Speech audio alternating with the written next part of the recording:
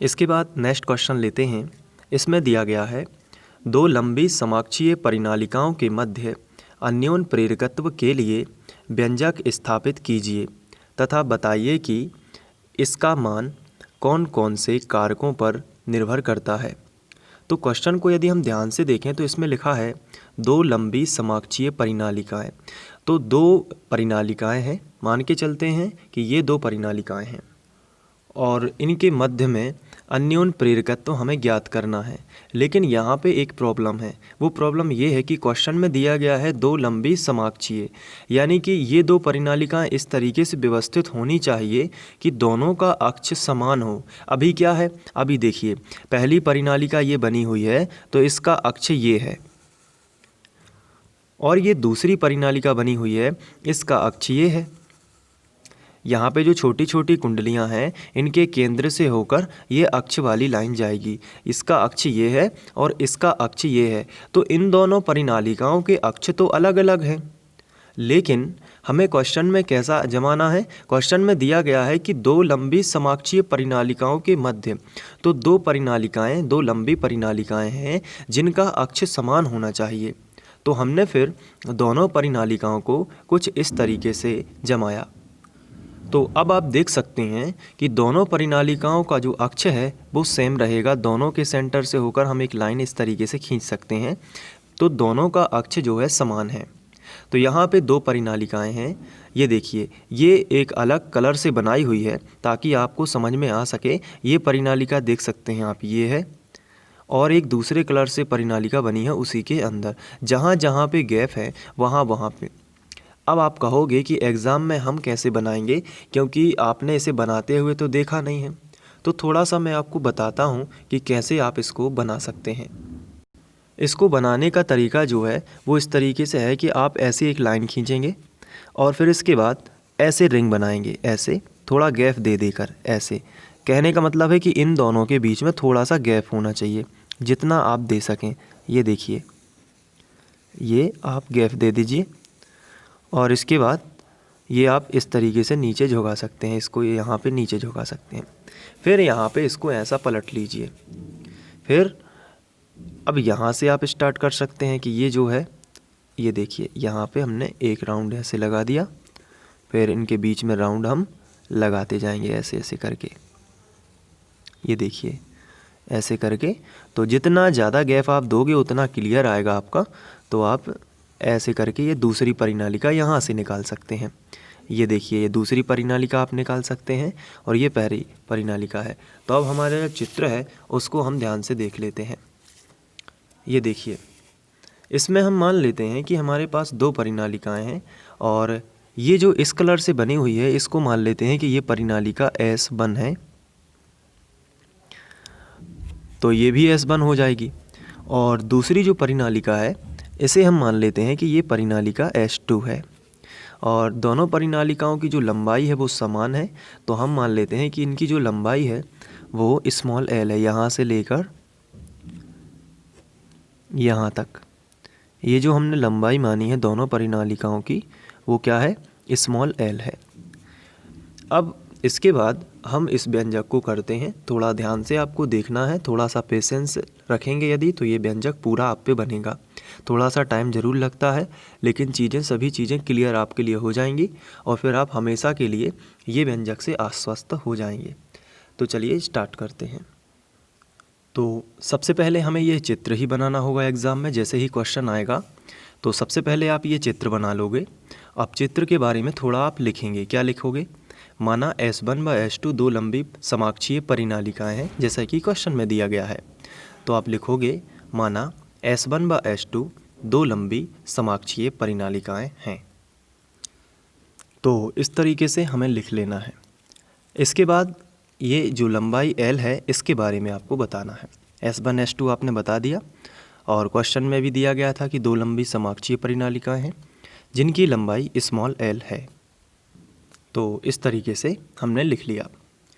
अब बात आती है एकांक लंबाई में फेरों की संख्या। देखिए, इसको थोड़ा सा समझना होगा और इसके लिए मैं आपको व्यंजक पूरा कैसे करना है सबसे पहले ये बताऊंगा शॉर्ट में, उसके बाद हम व्यंजक को क्रमानुसार करेंगे जैसा बोर्ड परीक्षा में लिखना है, तो आप पूरा का पूरा अच्छे से समझ पाओगे। देखिए, अगर हम ये कुंडली माने, ये परिनालिका है, ये देखिए, और इसमें धारा प्रवाहित करेंगे तो क्या होगा। पहले हम फेरों की बात कर लेते हैं, उसके बाद आगे हम समझेंगे। तो हम मान लेते हैं कि ये जो परिनालिकाएं बनी हुई हैं, इनके एकांक लंबाई में, यानी कि मान लेते हैं 1 सेंटीमीटर में, फेरों की संख्या स्मॉल n है। अगर 1 सेंटीमीटर में यानी कि एकांक लंबाई में फेरों की संख्या स्मॉल n है, तो 2 सेंटीमीटर में कितनी होगी? आप कहोगे 2n होगी। 3 सेंटीमीटर में कितनी कहोगे? 3n होगी, क्योंकि एकांक लंबाई में फेरों की संख्या हमने n मानी है। इसी तरीके से ये जो आपको परिनालिकाएं दिख रही हैं, इन परिनालिकाओं में टोटल लंबाई तो l है, लेकिन इसकी जो है छोटे छोटे हिस्सों में हम मान लेते हैं कि एकांक लंबाई में यहाँ से यहाँ तक का छोटा हिस्सा होता है, जिसे एकांक लंबाई हम लोग बोल रहे हैं। तो एकांक लंबाई में फेरों की संख्या यदि हम स्मॉल n मान लें, तो 1 सेंटीमीटर में, मान के चलिए 1 सेंटीमीटर में फेरों की संख्या n है, तो 2 सेंटीमीटर में कितनी होगी? आप कहोगे जब 1 सेंटीमीटर में n है तो 2 सेंटीमीटर में 2n हो जाएगी। फिर हमने पूछा कि 3 सेंटीमीटर में कितनी होगी, तो आप कहोगे 3n हो जाएगी। 4 सेंटीमीटर में कितनी होगी? 4n हो जाएगी। 5 सेंटीमीटर में कितनी होगी? 5n हो जाएगी। तो l सेंटीमीटर में कितनी होगी? तो आंसर है l सेंटीमीटर में nl होगी, nl। तो दोनों परिनालिकाओं की बात करें तो टोटल फेरों की संख्या कितनी होगी? तो टोटल फेरों की संख्या को हम कैपिटल N से दर्शा सकते हैं। टोटल फेरों की संख्या को किससे दर्शा सकते हैं? कैपिटल N से। तो N बराबर क्या होगा? Small n into L। अब इसको हम प्राथमिक कुंडली और द्वितीयक कुंडली में अलग अलग करेंगे। जैसे प्राथमिक कुंडली में हमने इसको S1 कुंडली में हम फेरों की संख्या टोटल निकाल सकते हैं N1 L, तो समान ही है दोनों का। और S2 कुंडली में फेरों की संख्या क्या लिख सकते हैं? N2 बराबर N2 L। ऐसा कैसे होगा? आपको थोड़ा ध्यान से देखना होगा। जैसे मान के चलिए हमने S1 परिनालिका जो है उसमें, ये देखिए, ये है S1 परिनालिका। S1 परिनालिका में हमने माना कि एकांक लंबाई में फेरों की संख्या स्मॉल n1 है, तो टोटल n बराबर क्या होगा? n1 होगा। टोटल संख्या हमने मानी, पूरी परिनालिका में फेरों की संख्या हमने क्या मानी? n1, तो हो जाएगी n1l। इसी तरीके से दूसरे में हो जाएगी n2l। तो हम यहाँ पे थोड़ा सा और लिखेंगे इसके आगे, यहाँ तक तो हमने लिख लिया था। माना S1 परिनालिका में फेरों की संख्या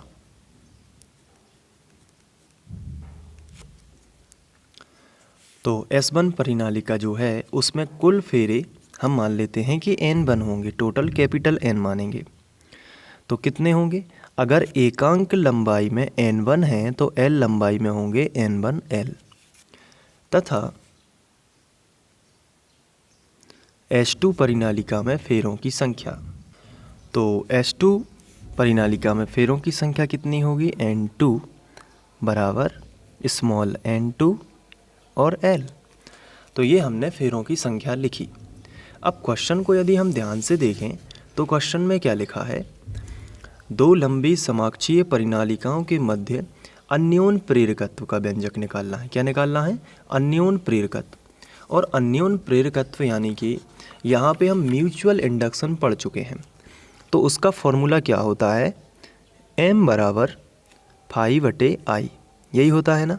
कैसे आया था? अगर हम इसको और डिटेल में पढ़ें तो फाई समानुपाती I होता है। तो फाई बराबर क्या होता है? mi। स्वप्रेरकत्व का व्यंजक भी ऐसे ही होता है। तो m का मान निकालना है तो φ/I बराबर क्या हो जाता है? m। ये होता है। ये किसके लिए है? अन्योन प्रेरकत्व के लिए।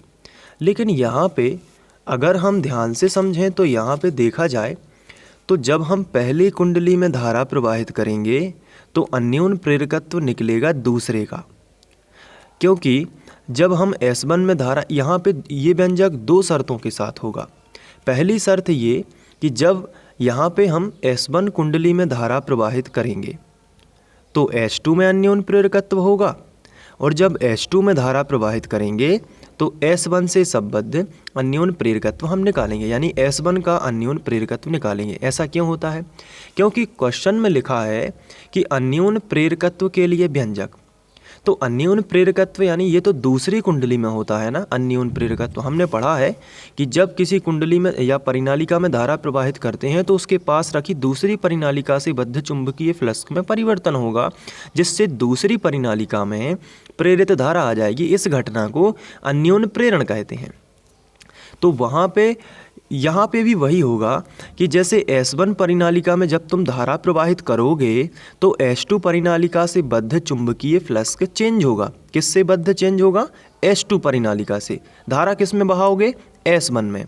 तो जब तुम S1 में धारा बहाओगे तो H2 का चुंबकीय फ्लक्स परिवर्तित होगा, तो H2 में ही एक प्रेरित धारा आएगी, उसे ही हम अन्योन प्रेरण कहेंगे। तो ये जो व्यंजक है दो शर्तों में होगा। पहले केस में हम क्या करेंगे? S1 में धारा प्रवाहित करेंगे और H2 का अन्योन प्रेरकत्व निकालेंगे, और फिर दूसरे केस में हम H2 में धारा प्रवाहित करेंगे और S1 का अन्योन प्रेरकत्व निकालेंगे। सपोज करिए, अब ध्यान देना है आपको, तो पहले हम क्या करेंगे? S1 कुंडली में धारा प्रवाहित करने पर पहले हम इतना लिख लेते हैं। तो यहाँ पे हमने यहाँ तक तो लिख लिया था, अब आगे बढ़ते हैं। तो हम लिखेंगे शर्त 1, जब S1 परिनालिका में धारा प्रवाहित हो, या यदि S1 परिनालिका में धारा प्रवाहित हो। तो अब इसको थोड़ा सा और अच्छे से समझते हैं। जैसे ही हम S1 परिनालिका में धारा प्रवाहित करेंगे तो क्या होगा? हमें H2 का अन्योन प्रेरकत्व निकालना है। तो देखिए थोड़ा सा रफ में समझते हैं। अभी हमने समझा कि अन्योन प्रेरकत्व का फॉर्मूला क्या होता है? M बराबर φ/I, यही होता है ना, M बराबर φ/I। अब यहाँ पे यदि देखोगे तो अन्योन प्रेरकत्व किसका होगा? तो आंसर है H2 कुंडली का। जब यहाँ पे हम जब S1 परिनालिका में धारा प्रवाहित करेंगे तो अन्योन प्रेरकण किसका बनेगा? H2 का बनेगा। तो अन्योन प्रेरकत्व होगा 2 का, लेकिन किसके कारण? 1 के कारण। यानी कि पहली कुंडली में S1 कुंडली में धारा प्रवाहित करेंगे तो अन्योन प्रेरकत्व किसका होगा? H2 कुंडली का, यानी H2 परिनालिका का। ये हो गया। लेकिन फ्लक्स किस में चेंज होगा? जब S1 परिनालिका में धारा प्रवाहित करोगे तो फ्लक्स किसका चेंज होगा? फ्लक्स होगा अन्योन प्रेरकत्व के लिए H2 में।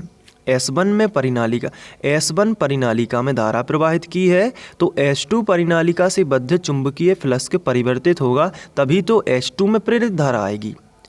तो इसी घटना को तो अन्योन प्रेरण कहते हैं। तो यहाँ पे 100 प्रेरण को बिल्कुल भी नहीं सोचना है, क्योंकि क्वेश्चन अन्योन प्रेरकत्व ज्ञात करने के लिए कह रहा है।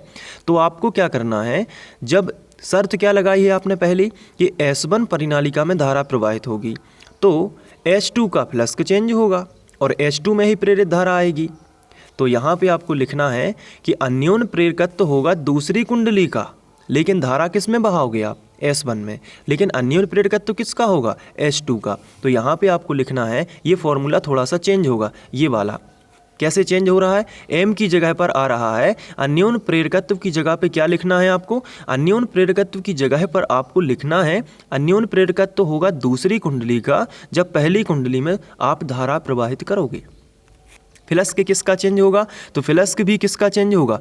दूसरी कुंडली का ही होगा, क्योंकि तुम पहले उसमें धारा प्रवाहित कर रहे हो, पहले परिनालिका में धारा प्रवाहित कर रहे हो, इसलिए फ्लक्स किसका चेंज होगा? दूसरी कुंडली का। और पहले के कारण धारा किसकी होगी? धारा पहले I1 होगी। धारा किसकी होगी? S1 कुंडली में यदि हम धारा मान लेते हैं I1, S1 कुंडली में धारा क्या मान लेते हैं? I1, और H2 कुंडली की धारा मान लेते हैं I2, इस तरीके से। तो यहाँ पे ये थोड़ा सा हम अलग से समझ रहे हैं सबसे पहले। तो अब ये हो गया। लेकिन फाई का फॉर्मूला क्या होता है? नॉर्मल फाई का फॉर्मूला होता है NBA। ये फाई किसका है? दूसरी कुंडली का। तो दूसरी कुंडली का ये फाई है, तो दूसरी कुंडली में फेरों की संख्या क्या मानी हुई है? N2। लेकिन चुंबकीय क्षेत्र किसका होगा? तो आंसर है चुंबकीय क्षेत्र बनता है जिस कुंडली में धारा प्रवाहित करते हैं उसका चुंबकीय क्षेत्र बनता है। तो S1 में धारा प्रवाहित करेंगे तो चुंबकीय क्षेत्र जो B है वो होगा S1 का, लेकिन एरिया किसका होगा? 2 का ही होगा। तो एरिया को हम ए ही लिखा रहने देंगे क्योंकि दोनों का एरिया एक ही माना है। तो ये हमने लिखा। तो इस तरीके से हम इसको लिख सकते हैं। तो सबसे पहले हमें क्या ज्ञात होना चाहिए, हमें b ज्ञात होना चाहिए। अगर b ज्ञात होगा तो 521 में मान रख सकते हैं, और 521 ज्ञात हो गया तो M21 आ जाएगा। चलिए ठीक है, अब ये थोड़ा सा हम यहाँ पे लिखेंगे तो और अच्छे से समझ में आएगा। यदि S1 परिनालिका में धारा प्रवाहित होगी तो S1 परिनालिका का चुंबकीय क्षेत्र निकालेंगे। तो इसके केंद्र पर चुंबकीय क्षेत्र, तो आगे लिखेंगे इसके केंद्र पर चुंबकीय क्षेत्र। अब S1 में धारा प्रवाहित होगी तो S1 के कारण जो चुंबकीय क्षेत्र बनेगा उसे हम B1 मान लेते हैं। और परिनालिका के लिए मैंने आपको बताया था कि वो होता है μ0 n I, ये होता है स्मॉल n I, लेकिन B1 है तो ये हो जाएगा स्मॉल n1 और धारा हो जाएगी I1। ये हो गया। लेकिन जब हम S1 में धारा प्रवाहित करते हैं तो फ्लक्स किसका चेंज होता है, तो आंसर है जब S1 में धारा प्रवाहित करोगे तो फ्लक्स को होगा S2 का चेंज। तो आप यहाँ पे लिखोगे S2 परिनालिका से बद्ध चुंबकीय फ्लक्स। तो S2 परिनालिका से बद्ध होगा ना, तो फाई 2 लिखेंगे। S2 का फ्लक्स है लेकिन 1 के कारण है। और फाई का फॉर्मूला क्या होता है, नॉर्मल होता है NB A, लेकिन 2 के लिए हो जाएगा N2, लेकिन चुंबकीय क्षेत्र होगा B1 क्योंकि जिसमें धारा प्रवाहित होगी उसी का चुंबकीय क्षेत्र बनेगा, तो B1, और एरिया को कुछ नहीं करना है। तो आगे देखते हैं, 521 बराबर N2 कितना होगा, तो N2 अभी हमने लिखा था N2 स्मॉल n2 L होगा। तो यहाँ पे हम लिखेंगे स्मॉल n2 L, इसकी जगह पर ये रखा हुआ है। बाकी B1 का मान हम रख देते हैं μ0, ये ऊपर से उठा के μ0 n1 I1 और A। ये देखिए, इसको थोड़ा हम जमा के लिखेंगे। कैसे लिखेंगे जमा के, देखते हैं कैसे लिखते हैं। सबसे पहले हम μ0 लिखेंगे, तो μ0, उसके बाद हम n1 n2 लिख लेते हैं, तो μ0 n1 n2, इसके बाद हमने I1 लिखना है, तो μ0 n1 n2 L लिख लेते हैं पहले, फिर I1 लिखेंगे, फिर A लिखेंगे, तो L I1 A। ये हमने थोड़ा सा जमा के लिख लिया। जब यहाँ पे हमें 521 मिल चुका है तो अब M21 मिल जाएगा। तो लिखेंगे कि दूसरी कुंडली से बद्ध दूसरी कुंडली का अन्योन प्रेरण, या डायरेक्ट भी लिख सकते हैं अतः अन्योन प्रेरकत्व। तो हमने लिखा अतः अन्योन प्रेरकत्व, और M21 यानी अन्योन प्रेरकत्व दूसरे का होगा लेकिन पहले के कारण। और यहाँ पे इसका फॉर्मूला होता है 521, और 1 में धारा कौन सी जा रही थी, तो आपका जवाब होगा I1। तो 5/I होता है, जो कि बदल के इस तरीके से हो जाएगा। तो इसी को आगे बढ़ाएंगे तो M21 बराबर 521 का पूरा मान लिख देते हैं μ0 n1 n2 L I1 A, और बटे क्या है I1, तो बटे में लिख दिया I1। अब देखते हैं, I1 से I1 कैंसिल हो जाएगा, तो क्या बचेगा, M21 बराबर μ0 n1 n2 L A। तो μ0 n1 n2 L A, और ये हमने निकाल लिया। इसे हम समीकरण 1 बना सकते हैं। ये देखिए, हमने इसे समीकरण 1 बना दिया। क्यों बनाया, क्योंकि हमने अभी एक शर्त 1 की हुई है, शर्त 1 देख सकते हैं आप। और शर्त 1 में क्या था, यदि S1 परिनालिका में धारा प्रवाहित हो रही है। अब हम क्या करेंगे, शर्त 2 लगाएंगे। तो यहाँ पे हम हेडिंग डालेंगे इक्वेशन या शर्त 2। तो शर्त 2 में हम लिखेंगे कि जब S2 परिनालिका में धारा प्रवाहित की जाए, तो अब आपको यहाँ चित्र के माध्यम से देखना है। अगर हम S2 परिनालिका में धारा प्रवाहित करेंगे तो चुंबकीय क्षेत्र बताइए किस परिनालिका का बनेगा, तो आंसर है जिसमें धारा प्रवाहित करते हैं उसी का चुंबकीय क्षेत्र बनता है। तो अब इस बार होगा चुंबकीय क्षेत्र B2 का। क्यों, क्योंकि S2 परिनालिका के लिए चुंबकीय क्षेत्र को हम B2 से दर्शाएंगे। तो हम क्या करेंगे, तो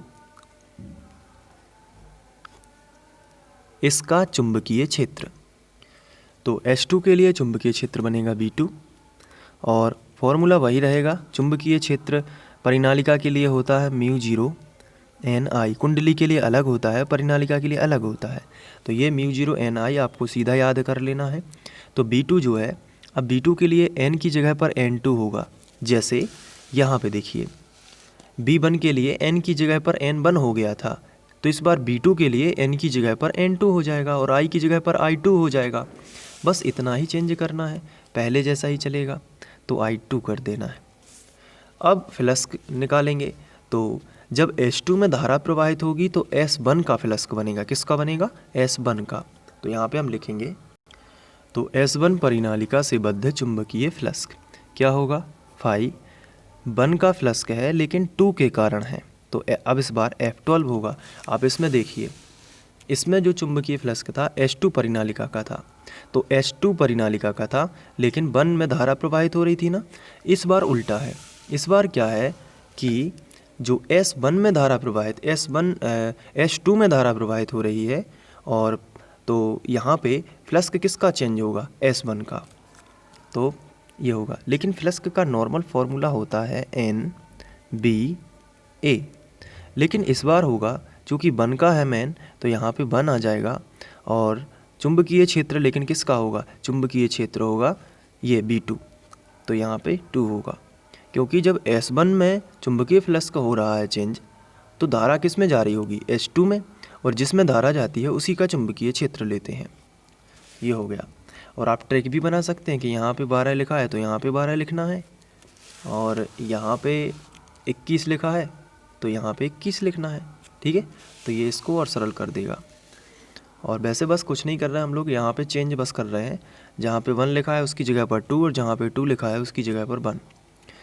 चलिए ठीक है, तो फाई 12 N1 का मान कितना होगा? Small n1l। आप ऊपर देख सकते हैं, आप डायरेक्ट भी रख सकते हैं। N1 कितना है? स्मॉल n1l, तो इसीलिए हमने यहाँ पे रख दिया। अब B2 कितना है ये देखिए, B2 पूरा का पूरा यहाँ पे है, तो हम लिखेंगे B2 का मान है μ0 और N2 I2 और फिर A ज्यों का त्यों। इसको हम व्यवस्थित तरीके से लिखेंगे, तो व्यवस्थित तरीका होगा फाई 12 बराबर μ0 N1 N2 पहले लिखेंगे, फिर L I2A। ये हो गया फ्लक्स। अब हमें फ्लक्स मिला है तो हम अन्योन प्रेरण निकाल सकते हैं, तो लिखेंगे अतः अन्योन प्रेरकत्व। अब यहाँ पे अन्योन प्रेरकत्व होगा पहली कुंडली का, लेकिन जब दूसरे में धारा जा रही है, तो यहाँ पे भी फाई भी उसी तरीके से होगा, फाई 12 अपॉन यहाँ पे पहली कुंडली में का फ्लक्स का हो, यदि अन्योन प्रेरकत्व है तो धारा किसकी होगी? दूसरी की। दूसरी कुंडली में धारा क्या होगी? I2। फाई 12 का मान रख लेते हैं पूरा का पूरा, जो कि हमने अभी निकाला हुआ है, आप यहाँ पे देख सकते हैं। फाई 12 का पूरा मान है μ0 N1 N2 L I2A, तो यही रख लेते हैं। तो लिखेंगे μ0 N1 N2 L I2A और बटे I2। ये देखिए, तो I2 से I2 कैंसिल हो गया, तो M12 कितना मिलेगा? μ0 N1 N2 LA। तो ये हो गया समीकरण नंबर 2। अब समीकरण 1 व 2 को हम ध्यान से देखते हैं। ये देखिए, ये है समीकरण 1 जिसमें लिखा है μ0 N1 N2 LA, और ये है समीकरण 2 जिसमें भी लिखा है μ0 N1 N2 LA। देखिए दोनों को, समीकरण 1 को ध्यान से देखना है और समीकरण 2 को देखिए, एक सा है बिल्कुल मान, μ0 N1 N2 LA μ0 N1 N2 LA। तो आप लिखोगे समीकरण 1 व 2 से स्पष्ट है, समीकरण 1 व 2 से स्पष्ट है कि M12 बराबर है M21 के। तो बिल्कुल बराबर है, इसका मतलब है कि चाहे पहली कुंडली का अन्योन प्रेरकत्व निकाल लीजिए, चाहे दूसरी कुंडली का अन्योन प्रेरकत्व निकाल लीजिए, दोनों कैसे होते हैं? दोनों बिल्कुल बराबर होते हैं, यानी कि दोनों लंबी परिनालिकाओं में जो अन्योन प्रेरकत्व होता है वो बिल्कुल बराबर होता है। तो ये हमें यहाँ पे प्रूव कर चुके हैं। अब तो अन्योन प्रेरकत्व M1 M12 या M21 ना मानकर सीधा हम M मान लेते हैं, और वो उसका मान होगा μ0 N1 N2 LA, और इसे हम हेनरी में प्रदर्शित करते हैं। अन्योन्य प्रेरकत्व को पहले पढ़ चुके हैं, इसका मात्रक, विमीय सूत्र, सब चीज़ें। तो यहाँ पे हम डायरेक्ट लिखेंगे, तो m बराबर μ0 n1 n2 LA हेनरी हो जाएगा। अब आते हैं प्रभावित करने वाले कारक। तो सबसे पहले आप लिखोगे प्राथमिक कुंडली में फेरों की संख्या। प्राथमिक कुंडली में फेरों की संख्या जितनी अधिक होगी, यहाँ पे अन्योन्य प्रेरकत्व का मान उतना ही अधिक होता है। फिर आप हेडिंग लगाओगे द्वितीयक कुंडली में फेरों की संख्या। तो लिखोगे द्वितीयक कुंडली में फेरों की संख्या जितनी अधिक होती है, अन्योन्य प्रेरकत्व का मान उतना ही अधिक होता है। फिर आप लिखोगे परिनालिका की लंबाई। ये L क्या है? परिनालिका की लंबाई। तो आपको लिखना है परिनालिका की लंबाई जितनी अधिक होगी, अन्योन्य प्रेरकत्व उतना ही अधिक होगा। ऐसा क्यों है कि ये अधिक होने से ये अधिक हो रहा है? क्योंकि ये सामने लिखा है। तो जो चीज़ सामने लिखी होती है ना, वो इसको अधिक करोगे तो ये भी अधिक, अगर बटे में लिखी होती तो इसको अधिक करोगे तो ये कम हो जाएगी, लेकिन ऐसा तो है नहीं। तो सामने सामने ये A लिखा है, तो क्षेत्रफल अधिक होना चाहिए, जिससे अन्योन्य प्रेरकत्व भी अधिक होगा। तो अनुप्रस्थ काट का क्षेत्रफल अधिक होना चाहिए परिनालिका का। इसके बाद आप μ0 के बारे में भी लिख सकते हैं कि चुंबकनशीलता अधिक होनी चाहिए, और हम नर्म लोहे का भी इस्तेमाल कर सकते हैं। तो नोट्स में केवल ये पॉइंट लिखे हैं, लेकिन आप इनका विवरण लिख के आना है आपको। तो विवरण लिखना मैंने बताया है कि कैसे लिखना है, इनके भीतर लिखना है कि ये अधिक होनी चाहिए, जिससे ये अधिक होगा। तो ये आप कर लेंगे। उम्मीद है कि आपको ये यहाँ पे बन गया होगा, और आप इसको एक बार प्रैक्टिस ज़रूर कर लें, क्योंकि अभ्यास करने से ही बनेगा। और नोट्स तो आपके पास हैं ही, तो वहाँ पे आप देख भी सकते हैं कि कैसे सॉल्व हुआ है। तो यहाँ से आप समझ सकते हैं, और वहाँ पे सिस्टमेटिक लिखा भी है, जैसे बोर्ड परीक्षा में लिखना है। हालांकि मैंने भी सिस्टमेटिक ही करवाया है यहाँ पे, तो आप यहाँ से भी स्क्रीनशॉट ले सकते हैं। तो सबसे पहले आपको चित्र बनाना है, ये वाला, और चित्र के बाद ये भाषा लिखनी है। और चित्र में I1 I2 ज़रूर बना लीजिएगा। नोट्स में I1 I2 नहीं लिखे हैं, तो आपको मैं बता दूं कि यहाँ पे आप I1 I2 ज़रूर लिख लीजिएगा। इसके बाद आगे देख लेते हैं, यहाँ पे ये पूरा आपको स्क्रीनशॉट ले सकते हैं। इसके बाद ये आप या तो वीडियो को पॉज कर सकते हैं, पूरा ये देख लीजिए।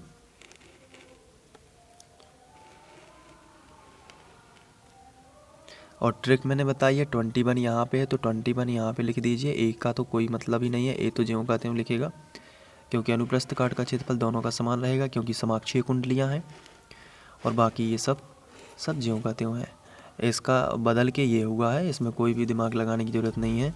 ये बदल के आप ये भी कर सकते हैं बिल्कुल, और एक बार प्रैक्टिस कर लेंगे तो पूरा समझ में आ जाएगा।